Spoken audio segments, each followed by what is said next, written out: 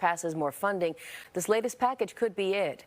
David Spunt joins us live from Washington, D.C. to describe more on what's happening. First, we'll start with the reasons why this could be the last aid to Ukraine from the U.S.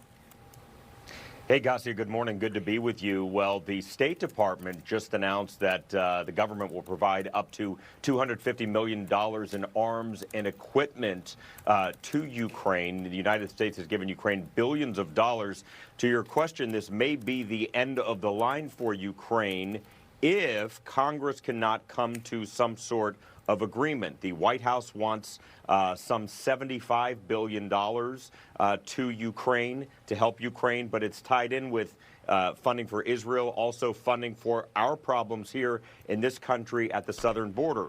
House Republicans specifically say they're against lumping all of it together, want it to be separate entities. So while this may be okay in the Senate, Garcia, it could really face some problems in the House when Congress gets back next month.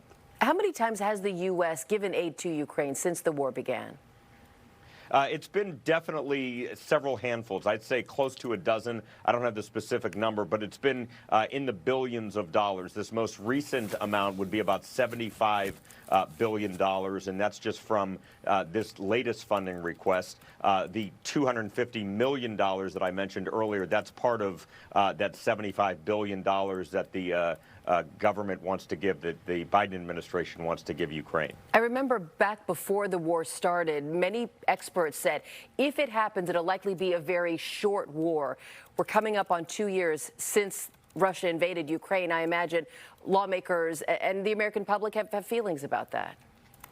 Absolutely, and you'll hear many different feelings on this. We are in month 22. You're exactly right, coming up on that 24-month or 2-year anniversary.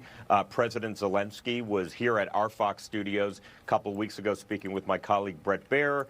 He was speaking with Congress, also meeting with President Biden in order to make a pitch to let the American people know not only do they appreciate what the United States has done, but Vladimir Putin has deep pockets. Russia is still aggressively pursuing Ukraine.